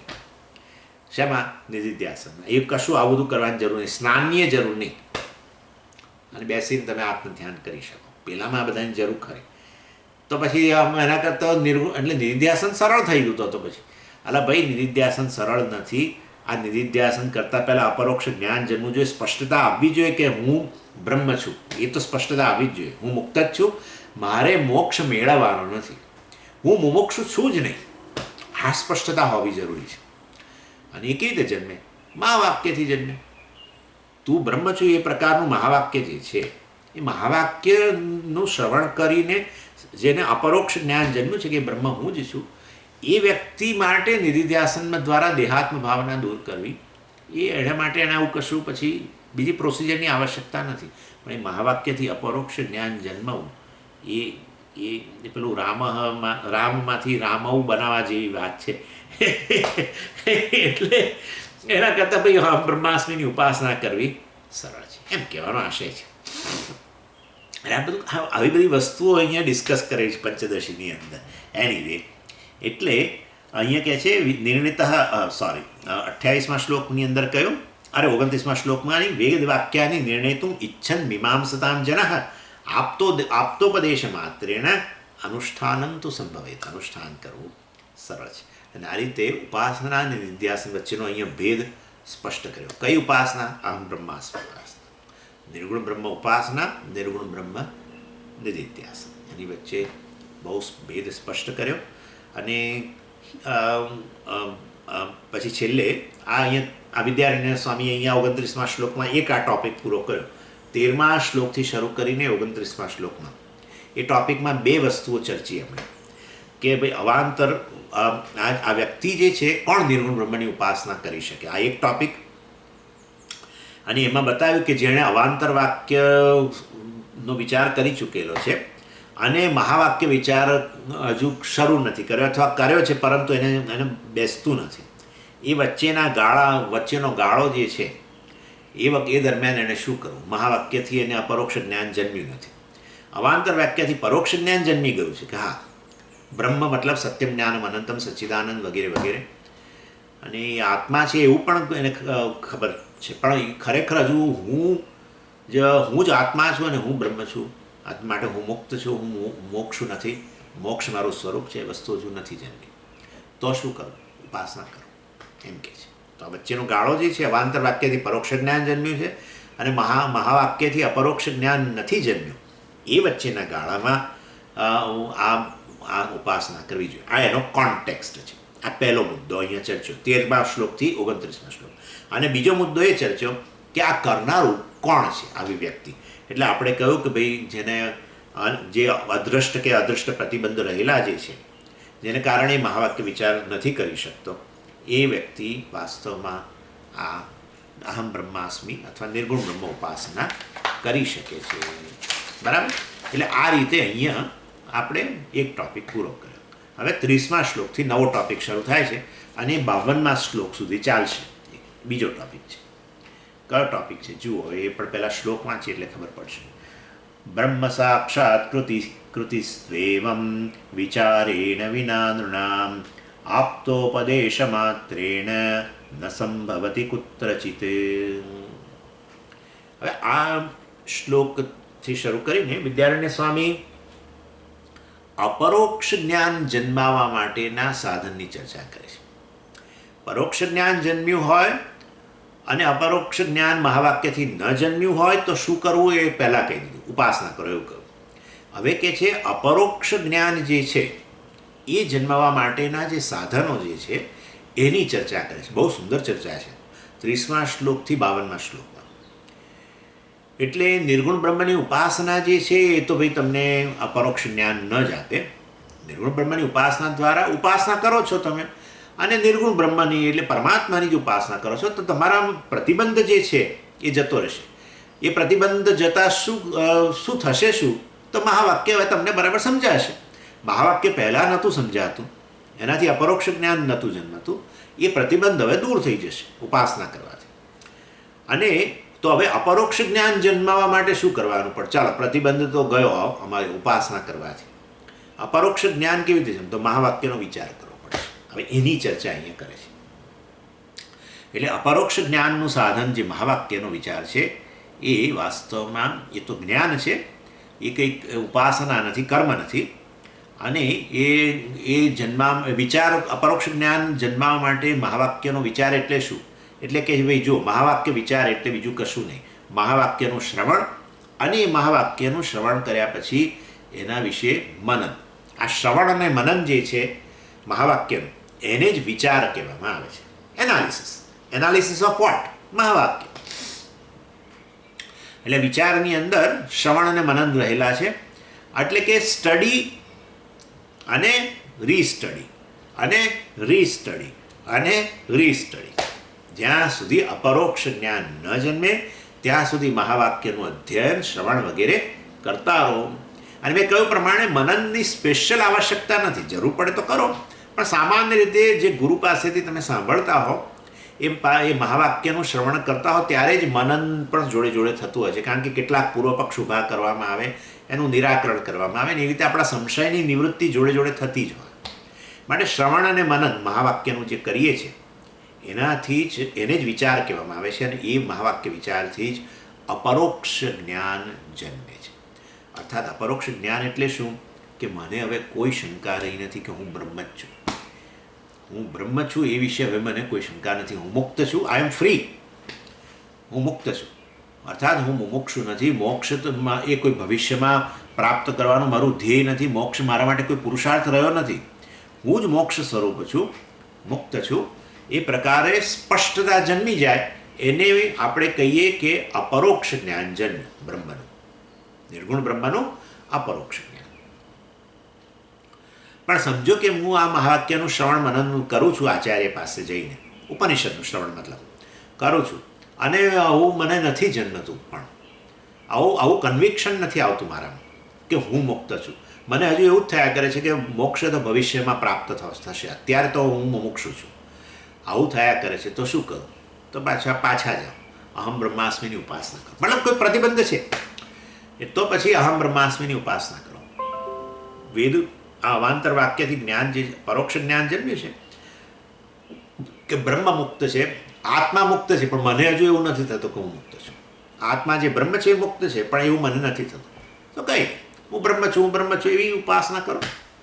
હું મુક્ત છું એવું પ્રકારે ઉપાસના કરો. અને માટે વાસ્તવની અંદર એ પ્રકારે ઉપાસના કરવા દ્વારા વાસ્તવમાં જે આ પ્રતિબંધ રહેલો છે એ પ્રતિબંધની નિવૃત્તિ થશે ને પાછા ફરી નિર્ગુણ બ્રહ્મના મહાવાક્યનું શ્રવણ વગેરે શરૂ કરો અને તો તમને થશે કે હા હવે આ વસ્તુ સમજાય છે, અર્થાત પેલો પ્રતિબંધ જે છે એ નિવૃત્ત થતાં આ વસ્તુ સમજાશે. એટલે બ્રહ્મ સાક્ષાત કૃતિ તું એવં વિચારેણ વિના નૃણામ આપ્તોપદેશ માત્રેણ ન સંભવતી. આપ્તોપદેશ માત્રેણ બ્રહ્મ સાક્ષાત્કૃતિ ન સંભવતી. બસ બ્રહ્મ સાક્ષાત્કૃતિ, બ્રહ્મ સાક્ષાત્કાર અર્થાત બ્રહ્મનું અપરોક્ષ જ્ઞાન આપ્તોપદેશ માત્રેણ ન સંભવતી. આપ્તોપદેશ, ગુરુએ તમને જે અવાંતર વાક્યનો ઉપદેશ કર્યો એનાથી અપરોક્ષ જ્ઞાન ન જન્મે, પરોક્ષ જ્ઞાન જન્મે. પરંતુ એટલે વિચારેણ વિના નૃણામ ન સંભવતી. એટલે વાસ્તવની અંદર બ્રહ્મ સાક્ષાત્કાર એટલે બ્રહ્મનું અપરોક્ષ જ્ઞાન જે છે, હું જ બ્રહ્મ છું, આત્મા બ્રહ્મ છે ને એ જ આત્મા મારું સ્વરૂપ છે, હું મુક્ત છું, એ પ્રકારે વાસ્તવમાં એ જ્ઞાન વિચારેણ વિના, મહાવાક્યના વિચાર વિના નહીં જન્મે. મહાવાક્ય વિચાર એટલે શું? પણ મહાવાક્યનું શ્રવણ અને મનન એ વારંવાર એ જ કરવાથી જ વાસ્તવમાં જ્ઞાન જન્મે. કેવળ અવાંતર વાક્યના શ્રવણથી એ પરોક્ષ જ્ઞાન જન્મે, અપરોક્ષ જ્ઞાન ન જન્મે. તો પરોક્ષ જ્ઞાનને અપરોક્ષ કેવી રીતે બનાવો? એટલે તો કહે છે ઉપાસના કરો. પરોક્ષ જ્ઞાન જ રહે છે, અપરોક્ષ નથી થતું. તો જ્યારે પણ ફ્રી થાવ ત્યારે આટલું તો પોતાની જાતને કહી શકો હું બ્રહ્મ છું, ભલે ને મને નથી બેસતું મનમાં, કશો વાંધો, હું બ્રહ્મ છું. એ પ્રકારે સતત ઉપાસના કરો તો પ્રતિબંધ દૂર થશે ને વળી પાછું આ મહાવાક્યનું શ્રવણ મનન શરૂ કરશો તો જરૂર તમને અપરોક્ષ જ્ઞાન જન્મશે. તો પણ નિધિધ્યાસનથી અપરોક્ષ જ્ઞાન જન્મે. વાસ્તવમાં ના ભાઈ એવી ચિંતા ન કરો. ઘણા લોકો આવું માને છે કે શ્રવણ મનન કરવાથી તો બુકિશ નોલેજ એટલે પ્રેક્ટિકલ થિયોરિટિકલ નોલેજ મળે. એવું કશું નથી. અપરોક્ષ જ્ઞાન જ જન્મે, શ્રવણથી જ અપરોક્ષ જ્ઞાન જન્મે. પછી દેહાત્મ સંસ્કારને કારણે વળી પાછું મેં કહ્યું કાલે ડાઉટ જવો જોઈએ. કાલે આપણે સવારના ક્લાસમાં કહ્યું કે ડાઉટ ન રહેવો જોઈએ. હું બ્રહ્મ છું વિશે ડાઉટ ન રહેવો જોઈએ. વેગનેસ હોય કારણ કે પેલો હું દેહાત્મ સંસ્કાર વળી હું દેહ છું આવી જતું હોય, એ તો અનાદિકાળનો સંસ્કાર છે, એ નિધિધ્યાસનથી જાય જરૂર. પણ અપરોક્ષ જ્ઞાન તો જન્મી જ જવું જોઈએ કે હું બ્રહ્મ છું, મને કોઈ લેશ માત્ર શંકા નથી. ભલે ભૂલ કરું છું, હું દેહ છું વગેરે એવી ભૂલ કરું છું કારણ કે અનાદિકાળના સંસ્કાર છે, દેહાત્મ સંસ્કાર છે, એ માટે નિધિધ્યાસનની જરૂર છે, જરૂર. પણ શ્રવણ માત્રથી, મહાવાક્યના શ્રવણથી અપરોક્ષ જ્ઞાન જન્મવું જોઈએ કારણ કે મહાવાક્ય અપરોક્ષ જ્ઞાન પ્રદાન કરે છે. તું બ્રહ્મ છું એમ કહે છે, માટે જરૂર જન્મવું જોઈએ. ન જન્મે તો શું, શ્રવણ કરો, ફરી નથી જન્મતું ફરી શ્રવણ કરો. પણ જન્મતું જ નથી આવું તો પછી ઉપાસના કરો, પ્રતિબંધ દૂર કરો. બધું સ્પષ્ટ કરી આપે છે. દ્રષ્ટ અદૃષ્ટ પ્રતિબંધને કારણે એ આ તમને એવું રહેતું હોય તો જરૂર થોડી ઉપાસના કરો, નિર્ગુણ બ્રહ્મની ઉપાસના, હું બ્રહ્મ છું એ પ્રકારે, અને પછી પાછા મહાવાક્યનું શ્રવણ કરો. એટલે ઉપાસનાથી અપરોક્ષ જ્ઞાન નહીં જન્મે. ઉપાસના કર્મ છે, એ પ્રતિબંધ દૂર કરવાનું કામ કરે, પરંતુ મહાવાક્યનું શ્રવણ જ તમને જ્ઞાન પ્રદાન કરે, વિચાર પ્રદાન કરે. એટલે વિચારેણ વિના નૃણામ આપ્તોપદેશ માત્રેણ બ્રહ્મ સાક્ષાત્કૃતિ ન સંભવતી.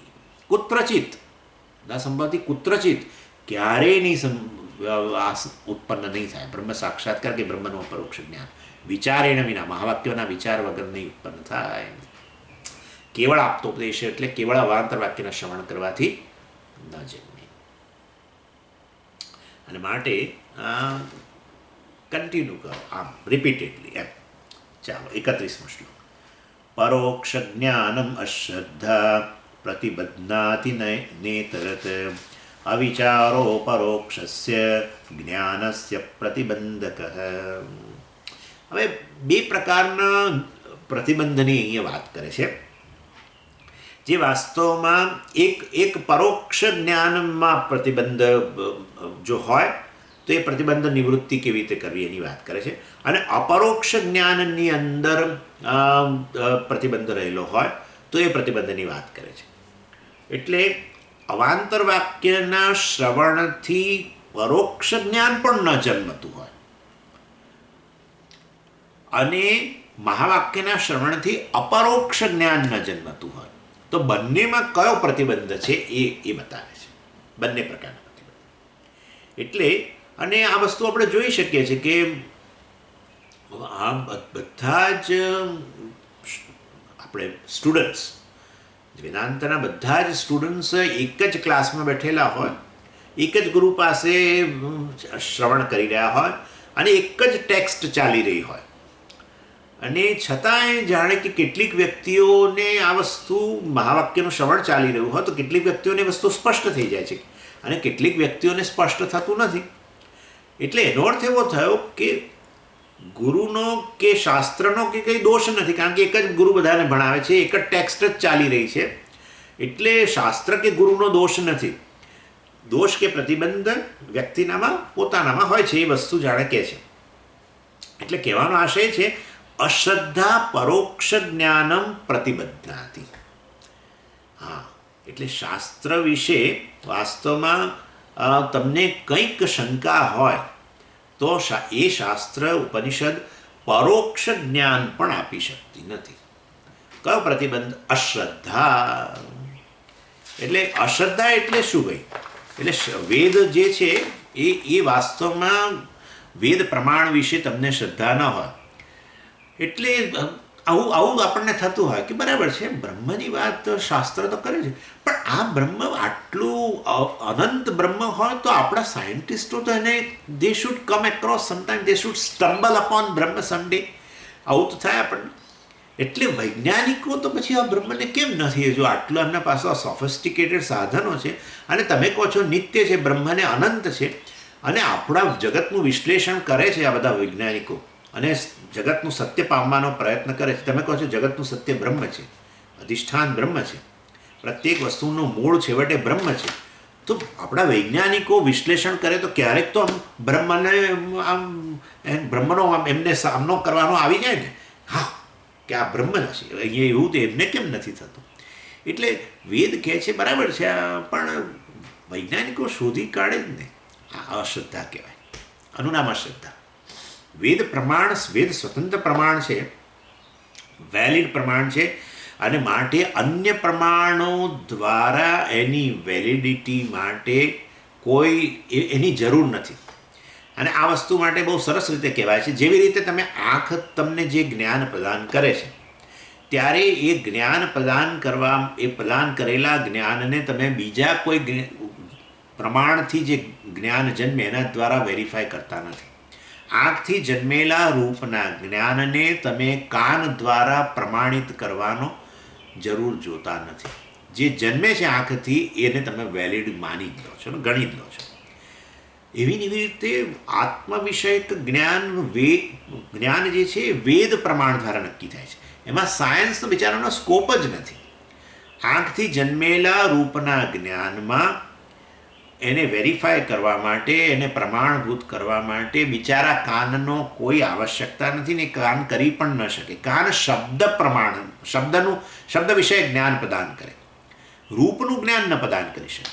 એવી રીતે આત્મવિષયક જ્ઞાનની અંદર વેદ સ્વતંત્ર પ્રમાણ છે, અને એ જન્મેલા જ્ઞાનની સામે ક્યાંય પડકાર ન કરી શકાય સાયન્સ વગેરે દ્વારા. સાયન્સ જગત વિશે જ્ઞાન આપે, નામરૂપનું જ્ઞાન આપે, જગતના અધિષ્ઠાનનું, નામરૂપના અધિષ્ઠાનનું જ્ઞાન જે અપૌરુષેય છે એ વેદ પ્રમાણ દ્વારા નક્કી થાય. અને માટે વેદમાં આ પ્રકારની શ્રદ્ધા હોવી કે આત્મવિષયક જ્ઞાન પ્રદાન થઈ રહ્યું છે વેદ દ્વારા, એ સ્વતંત્ર છે.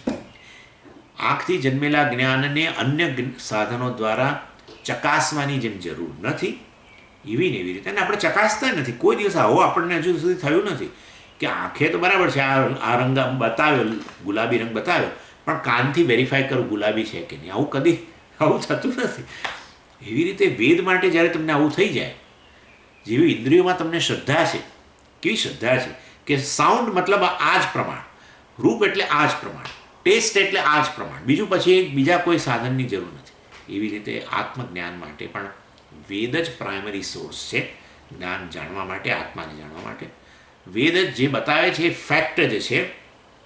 મારે બીજા કોઈ પ્રૂફ, સાયન્સ વગેરે પાસેથી એ પ્રૂફ મેળવવાની જરૂર નથી. એવી પ્રકારનું વલણ વેદ પ્રત્યેનું, એને શ્રદ્ધા કહેવામાં આવે છે. અને એવી શ્રદ્ધા હોય તો પછી એ વેદ કે ઉપનિષદ મતલબ એ ઉપનિષદનું શ્રવણ કરતા હો તો એટલીસ્ટ પરોક્ષ જ્ઞાન તો જન્મે છે. એટલે પરોક્ષ જ્ઞાન પણ ન જન્મે તો અશ્રદ્ધા એના માટે પ્રતિબંધ છે એમ કહી રહ્યા છે. અને પછી આગળ કહે છે અવિચાર અપરોક્ષસ્ય જ્ઞાનસ્ય પ્રતિબંધક ભવતિ. અને મહાવાક્યથી હવે અપરોક્ષ જ્ઞાન સામે પ્રતિબંધ કયો છે કહો. પહેલા પરોક્ષ જ્ઞાન માટે કહી દીધું.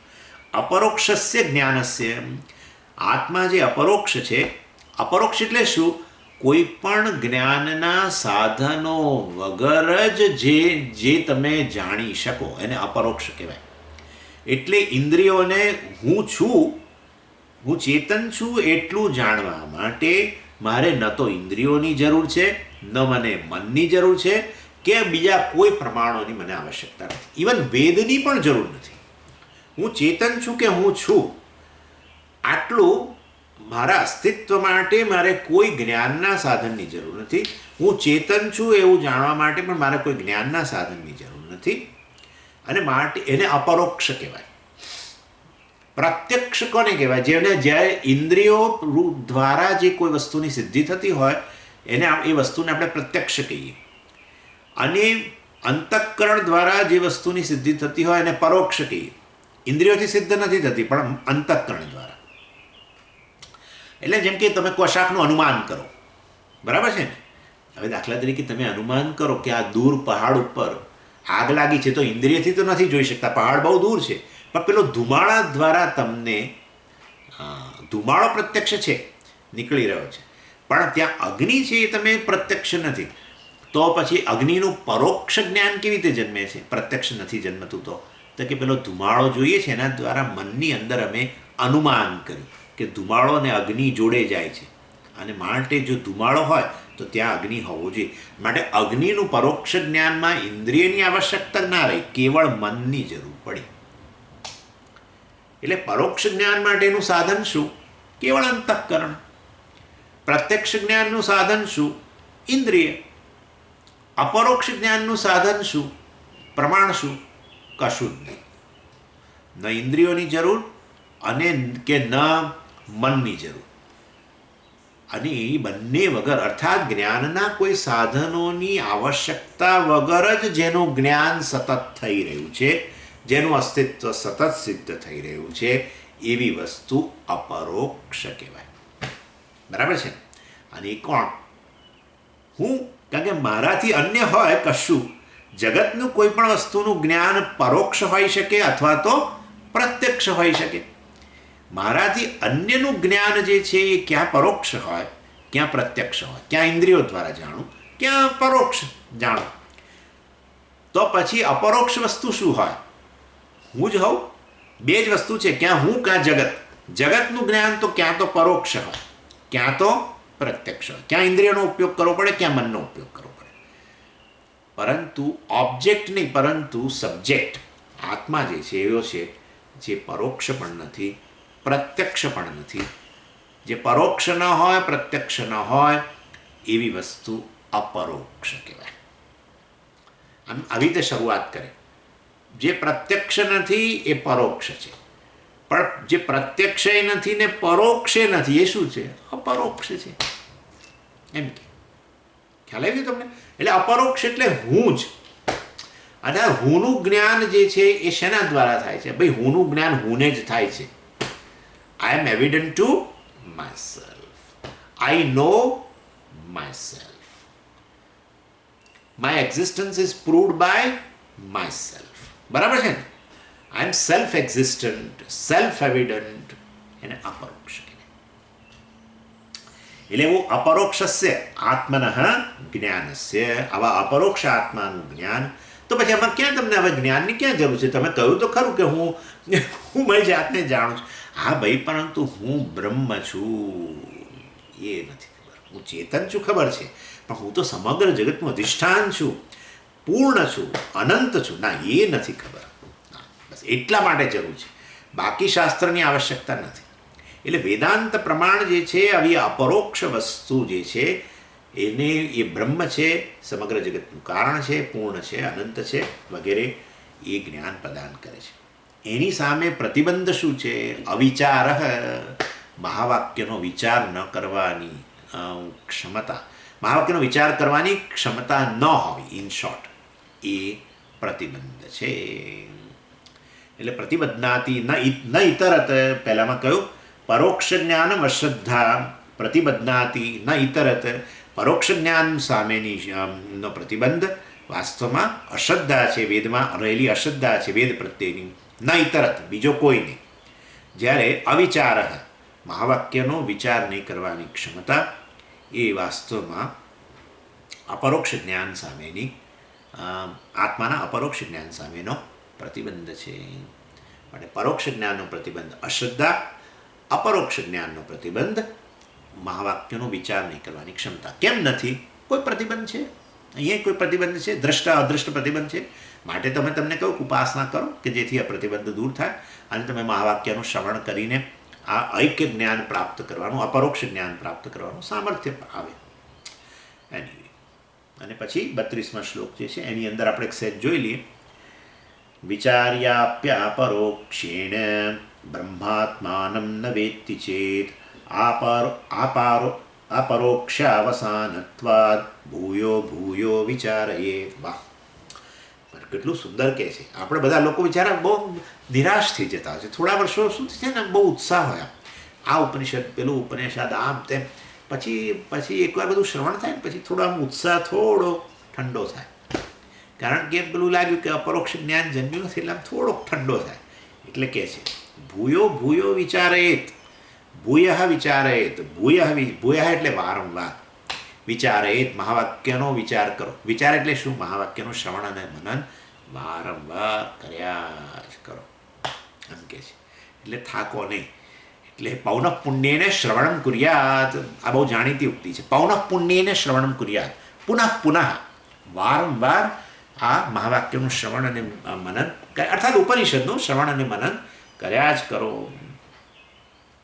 એટલે અહીંયા બતાવે છે કે આમ તો આ જે છે મહાવાક્યનું વિચાર જે છે એ તમને સીધું અપરોક્ષ જ્ઞાન આપે જ, પણ એ જો ન થતું હોય તો તમે ભૂલે ચૂકે ધ્યાન કે સમાધિ તરફ વળશો નહીં. હા, ઘણા લોકો આવું છે કે આવું શ્રવણ વગેરે કરવાથી જો જ્ઞાન કદી ન જન્મે. હવે આ શ્રવણ કરી લો પહેલાં પૂરતા પ્રમાણમાં, પછી ધ્યાન કે સમાધિમાં બેસો અને ત્યારે તમને આત્મ સાક્ષાત્કાર થાય. આવું માનનારા બહુ લોકો છે. એટલે કે અહીંયા એ વસ્તુનું ખંડન જ કરે છે. ન જન્મ્યું તો ફરી શ્રવણ કરો, અને ન જન્મ્યું ફરી શ્રવણ કરો. પણ આવું કરતાં જીવન પૂરું થઈ ગયું તો શું કરીશું મહારાજ? તો કંઈ ચિંતા ના કરો. એની પાછી 33મા શ્લોકમાં વાત કરે છે, પરંતુ અહીંયા તો આટલું કહે છે. એટલે વિચાર્યા આપી, ઇવન આફ્ટર એન્ક્વાયરિંગ ઇન ટુ બ્રહ્મના સ્વરૂપનું વિચાર કરવા છતાં, બ્રહ્મ આત્મા છે એ પ્રકારનું ચિંતન કરવા છતાં, મહાવાક્ય દ્વારા ઐક્ય વિશે વિચાર કરવા છતાં બ્રહ્માત્માનં ન વેત્તિ ચેત, એ બ્રહ્મ આત્મા છે એવું ન જાણ્યું, જો એવું બને તો, ઇતિ ચેત, જો એવું થાય તો એ શ્રોતાએ શું કરવું જોઈએ? અપરોક્ષેણ, અર્થાત એ બ્રહ્મ વાસ્તવમાં એ જ આ અપરોક્ષ આત્મા છે, એ જ અહમના રૂપમાં રહેલો છે. એવું ન જન્મે તો ભૂય વિચારયેત, વારંવાર વિચાર કરો. ક્યાં સુધી કરીએ મહારાજ? આ પરોક્ષ અવસાનત્વાત, અપરોક્ષ જ્ઞાનમાં ન પરિણામે, અવસાન એટલે એમાં અવધિ ના આવી જાય ત્યાં સુધી એ તમે ઇન્ક્વાયરી, મહાવાક્ય વિચાર ચાલુ રાખો. કેટલા ઢોસા ખાઉં સ્વામીજી? ભાઈ હું શું કહી શકું? જ્યાં સુધી તમારી ભૂખનું અવસાન ન થાય ત્યાં સુધી ચાલુ રાખો. એવી રીતે આ અપરોક્ષ જ્ઞાનનું અવસાન, એટલે અપરોક્ષ જ્ઞાન ન જન્મે ત્યાં સુધી શ્રવણ ચાલુ રાખો. આ પ્રશ્ન થતો જ હોય છે. બહુ આપણા સ્વામીજીને બહુ લોકો પૂછતા, ક્યાં સુધી ઉપનિષદનું શ્રવણ કરવાનું, ક્યાં સુધી કરવાનું? એમના મનમાં એ છે કે આ બધું થિયોરિટિકલ, હવે સમાધિમાં બેસવાની જરૂર ઊભી થઈ છે. વાસ્તવમાં સુરેશ્વરાચાર્યજીએ પણ મને લાગે છે નૈષ્કર્મ્ય સિદ્ધિમાં લગભગ નૈષ્કર્મ્ય સિદ્ધિમાં કહ્યું કે શ્રવણ જ અપરોક્ષ જ્ઞાન આપે છે. અને અહીંયા કન્ફર્મ થઈ ગયું આ વસ્તુ. શ્રવણથી જ અપરોક્ષ જ્ઞાન જન્મે છે. કેટલાક લોકો એવું માને છે શ્રવણ મનનથી પરોક્ષ જ્ઞાન, નિધિધ્યાસનથી અપરોક્ષ જ્ઞાન. શ્રવણથી જ મહાવાક્યનું શ્રવણ આ છે કે તું બ્રહ્મ છું. અર્થાત હું તો વાસ્તવમાં અપરોક્ષ છું જ, એ અપરોક્ષ આત્મા જ વાસ્તવમાં બ્રહ્મ છે એવું મહાવાક્યના શ્રવણ મનનથી જ જ્ઞાન જન્મે. દેહાત્મ ભાવના દૂર કરવા માટે ભલે નિધિધ્યાસન હોય, નિધિધ્યાસન અપરોક્ષ જ્ઞાન જન્માવતું નથી, એ આપણા મનમાંથી નીકળી જવું છે. શ્રવણ મનનથી જ અપરોક્ષ જ્ઞાન જન્મે છે. મને ખાતરી થઈ જ જાય છે કે હું બ્રહ્મ જ છું, અને ત્યાં સુધી મારે એ શ્રવણ વગેરે ચાલુ રાખવું જોઈએ. પછી દેહાત્મ બુદ્ધિ માટે જે છે, દેહમાં આત્મબુદ્ધિ વારે વારે થતી હોય તો એના માટે નિધિધ્યાસનની જરૂર છે, પરંતુ અપરોક્ષ જ્ઞાન તો આનાથી જન્મે છે. માટે ભૂય વિચારેત, વારંવાર મહાવાક્યનો વિચાર કરો, અર્થાત મહાવાક્યનું શ્રવણ અને મનન કરતા રહો. માટે ઉપનિષદનું શ્રવણ વગેરે કરતા રહો, વેદાંત ગ્રંથોનું શ્રવણ વગેરે કરતા રહો. અહીંયા કહે છે ઓમ પૂર્ણમદ પૂર્ણમિદમ પૂર્ણાત પૂર્ણમુદચ્યતે પૂર્ણસ્ય પૂર્ણમાદાય પૂર્ણમેવાવશિષ્યતે. ઓમ શાંતિ શાંતિ શાંતિ. હરિ ઓમ શ્રી ગુરુભ્યો નમઃ. હરિ ઓમ.